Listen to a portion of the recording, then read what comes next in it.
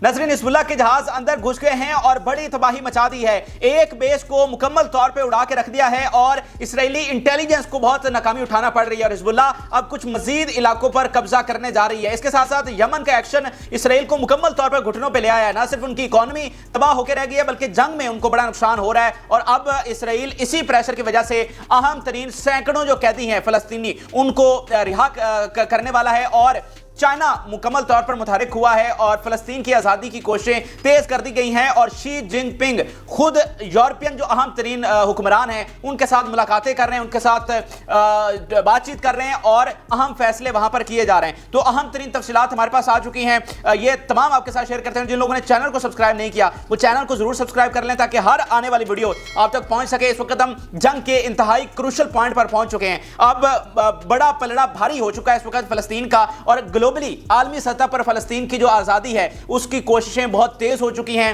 75 सालों में पहली बार अब लग रहा है कि फलस्तीन की जो आज़ादी है वो हमें अमली होती हुई नजर आ रही है क्योंकि इसराइल मुकम्मल तौर पर जकड़ा जा चुका है। और एक जो बड़ा अहम किरदार इस वक्त अदा कर रही है हिजबुल्लाह, लेबनान बॉर्डर पर जिस तरह से उन्होंने दबोच के रखा हुआ, जिस तरह रोजाना की बुनियाद पर इनका नुकसान हो रहा है वो बहुत ही अहमियत का हामिल है। आज जो बड़े बड़े हमले हुए हैं तमाम तफसीलात मेरे पास हैं, एक एक करके आपके साथ शेयर करेंगे और सिर्फ उन इलाकों की बात करेंगे जहां पर कैजुअलिटीज हुई हैं। वैसे तो लातदाद इलाकों में हमले किए गए लेकिन जहां पर इनके फौजी हलाक हुए हैं या इनके अड्डे तबाह हुए हैं सिर्फ वो मैं आपको बताऊंगा।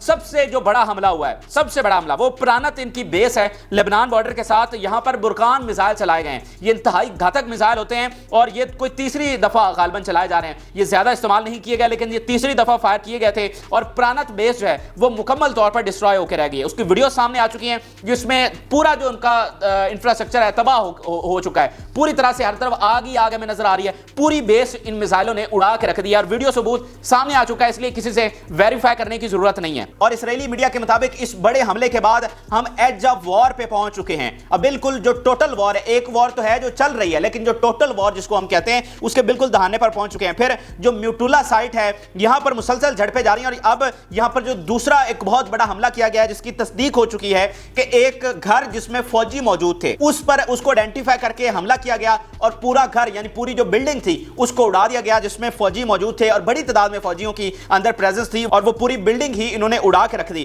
फिर आप ये इसराइली मीडिया का बयान देखिए कि Hezbollah has return our intelligence to stone age, कि हमारी इंटेलिजेंस इतनी नाकाम हुई है, इतनी वहां पर फेल हुई है कि हमें स्टोन एज में वापस ये ले गए। यानी स्टोन एज कहते हैं जो पत्थर का जमाना, यानी जो आज से 5000 साल पहले था जब कोई टेक्नोलॉजी नहीं थी, कोई डेवलपमेंट दुनिया में नहीं थी। तो ये इतनी बड़ी नाकामी वो खुद तस्लीम कर रहे हैं कि हम उस एज में चले गए, यानी हम इतने ब्लाइंड हो चुके हैं, हमारी इंटेलिजेंस इतनी फेल हो चुकी है कि उनके पास ना कोई इंफॉर्मेशन है ना उन्हें कोई समझ आ रही है।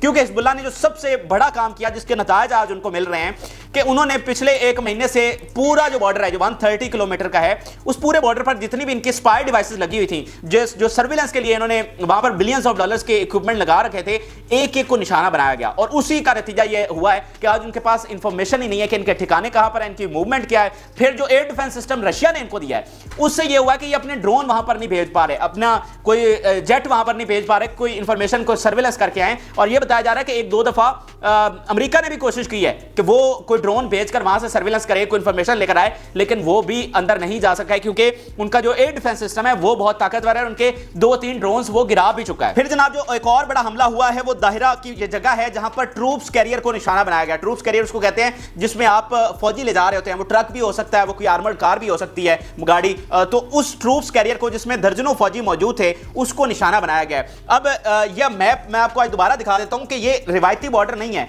इसमें आप दूसरी तरफ बिल्कुल साथ हर चीज को वाजे देख सकते हैं, बिल्कुल साथ साथ आबादियां हैं और आप पूरी तरह से मॉनिटर कर सकते हैं कि दूसरी तरफ क्या चीज आ रही है क्या चीज नहीं। तो इस तरह इस चीज का हिजबुल्लाह सबसे ज्यादा फायदा उठा रही है। अगर ये कोई रिवायती बॉर्डर होता है जिसमें मतलब आबादी नहीं होती बॉर्डर के साथ और बड़ा खुला सा एरिया होता है, वो भी इसी जंग के नजरिए के तहत ये खुले बॉर्डर रखे जाते हैं, तो अगर कोई इस तरह का बॉर्डर होता तो शायद हिजबुल्लाह इतना नुकसान नहीं पहुंचा पाती क्योंकि फिजाइया उनके पास है नहीं। तो ये बॉर्डर के दूसरे पार बैठकर डायरेक्ट अटैक्स कर रहे हैं। तो इस तरह ये जो बॉर्डर की सिचुएशन है, इसका बेसिकली हिजबुल्लाह को फायदा हो रहा है कि बिल्कुल सामने उनके बेसेस हैं, उनके सेटलमेंट्स उनके सामने हैं, ट्रूप्स कैरियर उनके सामने जा रहे हैं, तो वो इसलिए बड़ी आसानी से उनको निशाना, हालांकि वो कोई आसान काम फिर भी नहीं है, लेकिन फिर भी ये सिचुएशन हिजबुल्लाह को फायदा दे रही है और इसराइल को सबसे ज्यादा इस चीज का नुकसान हो रहा है। तो अगर आप नक्शे पर देखें तो आप बिल्कुल वाज़ेह देख सकते हैं कि बिल्कुल दोनों तरफ साथ साथ आबादियां हैं, एक छोटी सी आम सी दीवार है, और आप वाज़ेह तौर पर दूसरे खासतौर पर जो ये बॉर्डर है यहाँ गलीली वाली साइड पे, क्रियात शमूना और शिबा फार्म्स वाली साइड पे, यहाँ तो पहाड़ियां हैं, तो पहाड़ी पर बैठकर आप दूसरी तरफ ज्यादा आसान तरीके से देख सकते हैं। तो ये जो हमला हुआ है ट्रूप्स कैरियर का, ये दाहिरा की प्लेस है और इसका ये जो एरिया है ये आप नक्शे पर भी देख सकते हैं कि ये साहिल समुंदर के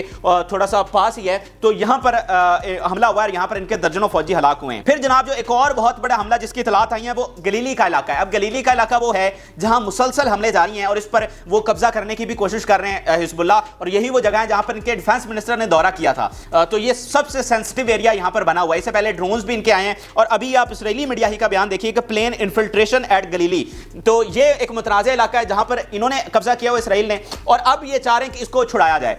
ठीक है, तो अब यहां पर एक बड़ी जंग जारी है और प्लेन अब अंदर आया इनकी टेरिटरी में, उसने आकर वहां पर हमला किया और ये खुद इसराइली मीडिया तस्लीम कर रहा है। फिर आप इसराइली मीडिया का एक और बयान देखिए जिससे आपको सूरत हाल वाज़ेह होगी कि Hezbollah has increased the launch of drones, के बहुत बड़ी तादाद में जो उनके ड्रोन्स हैं वो अब उसके हमले बढ़ चुके हैं। ये रिसेंट डेज में अब ड्रोन के जो हमले हैं, ये ड्रोन के बड़े घातक, इनमें खुद कुछ ड्रोन्स भी शामिल हैं जो जाते हैं वहां पर और टारगेट को हिट करते हैं। और अभी आज ही कुछ मजीद जो ड्रोन्स के हमले हुए उसकी वीडियो भी सामने आ चुकी है, तो इसलिए इसको वेरीफाई करने की भी जरूरत नहीं है। फिर आप ये इसराइली मीडिया ही के जरिए शिकस्त देखिए कि a day of fighting with so large force is very important and it means we have a big scale of war with Hezbollah, कि जो इस वक्त जंग जारी है बहुत बड़ी तादाद में हमारी फोर्स वहां पर एंगेज हो चुकी है। यानी जब से ये जंग शुरू हुई है 44 डेज हो चुके हैं, तो अब ये जो पिछले 1-2 दिन है और आज का शामिल करके अब इनकी इसराइली जो फौज है वो बहुत बड़े लेवल पर बहुत बड़ी तादाद में एंगेज हो चुकी है फाइटिंग में। तो वो कह रहे हैं कि ये बहुत इंपॉर्टेंट है और इसका मतलब है कि हम वो जो टोटल वॉर है उसके बिल्कुल दहाने पर हैं। फिर आप एक और बयान देखिए, मैं आपको एक एक चीज का सबूत और वेरिफिकेशन दिखा रहा हूं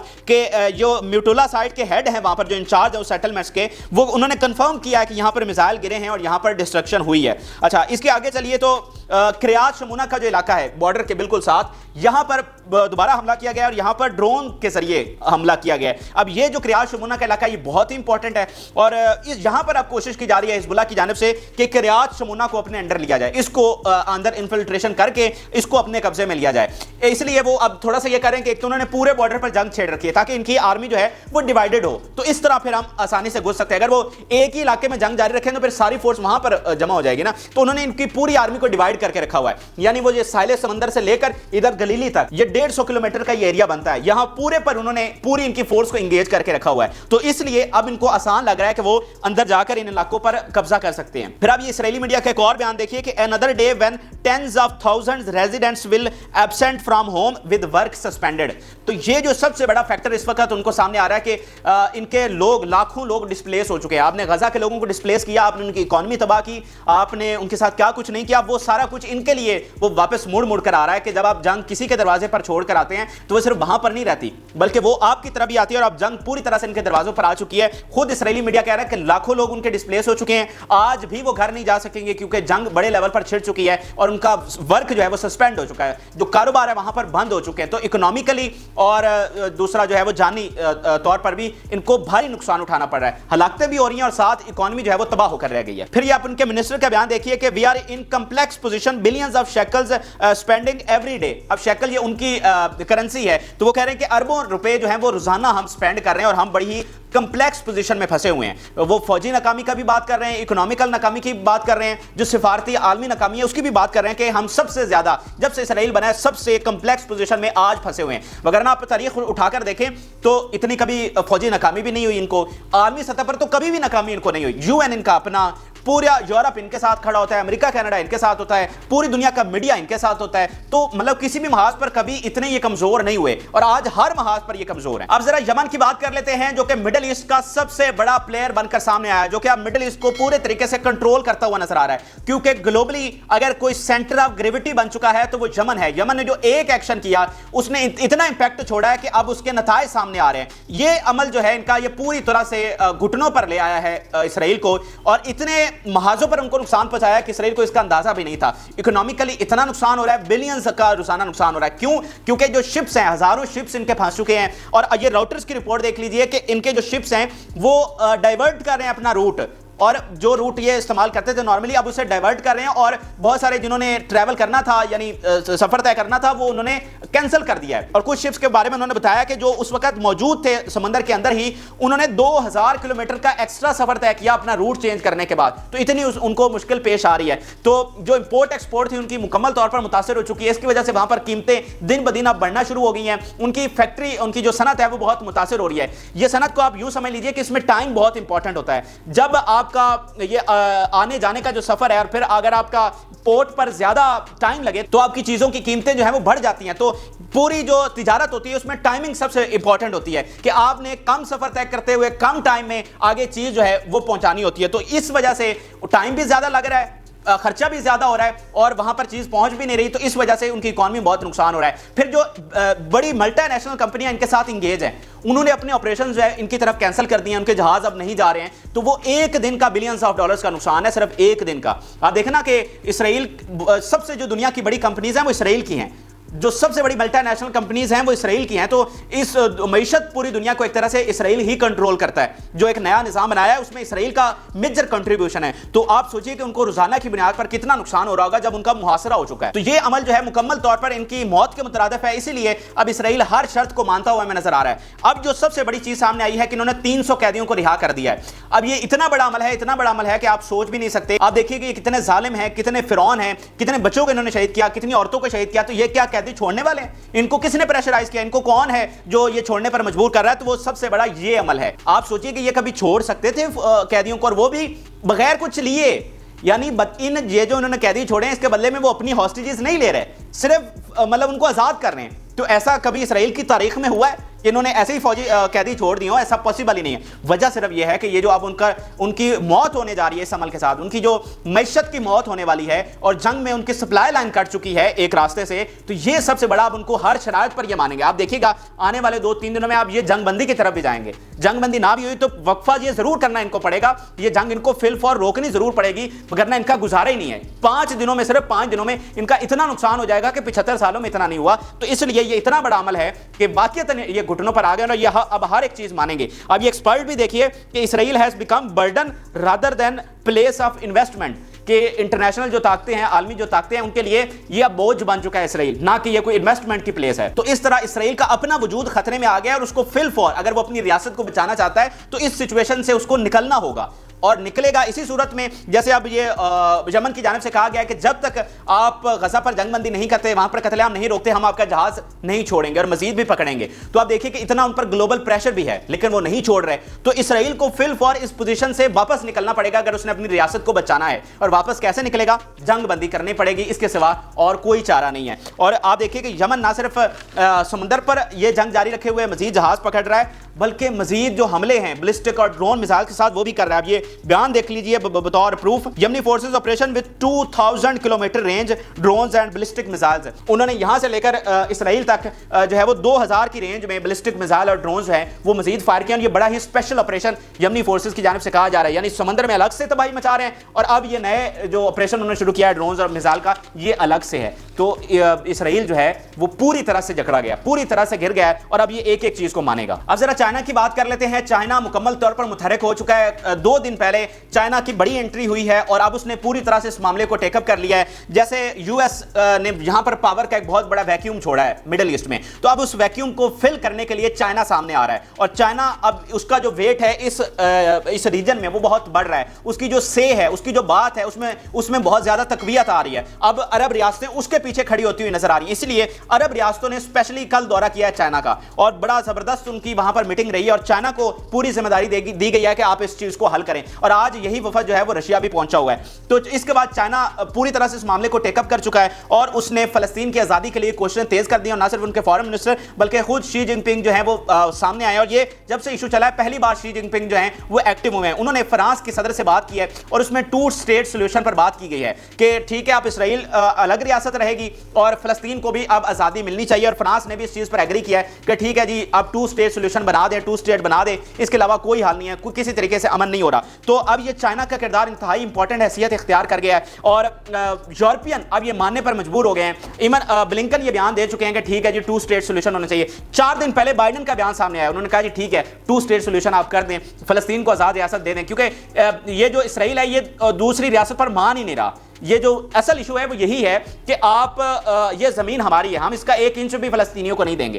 तो शुरू में फलस्तीनी कहते थे कि हम आपको 1 इंच भी नहीं देंगे, लेकिन ठीक है कि वक्त के साथ साथ उन्होंने समझा कि अगर ये इतना काबिज हो ही चुके हैं तो फिर वक्त की जरूरत यही है कि हम अमन खरीदें, अपनी आजाद एक रियासत बनाएं और फिर तरक्की करें, और आगे 100 सालों में 50 सालों में देखेंगे कि हालात किस तरफ जाते हैं। लेकिन फिर वक्त हमें अमन की जरूरत है, हमें इल्म की जरूरत है, तो इसके बगैर हम आगे नहीं बढ़ सकते। और जैसे वो हमसे पूरी रियासत नहीं ले सकता इसराइल इतना ताकतवर होकर, तो हम भी फिर इसराइल से उनको यहां से अब निकाल नहीं सकते हैं। तो वक्त के नजाकत को देखते हुए अब हमें भी 2 रियासती अमल की तरफ चले जाना चाहिए। लेकिन इसराइल बाजिद था, उसके पीछे उसकी जो मुनाफा बख्श कंपनियां वो भी थी जो जंग चाहती हैं, और इसराइल वैसे ही एक फिरौन है कि उसे लगता है कि हम इनको 1 इंच भी क्यों दें। लेकिन अब जो उसके पीछे खड़े थे, जैसे यूरोप था, अमेरिका था, अब उनको समझ आ रही है कि भाई ये इसराइल इतने जोगा नहीं है कि यहां पर अपना दिफा कर सके। अगर हमने इसराइल को बचाना है तो फिर फलस्तीन को आजाद करना होगा, वरना ये इसी तरह जंग चलती रहेगी। और जैसे अब ये सारे इकट्ठे हो रहे हैं और रूस और चाइना इनको मदद दे रहा है, अगर मजीद मदद देगा तो फिर इसराइल का बचना यहां पर नामुमकिन है। इसीलिए अब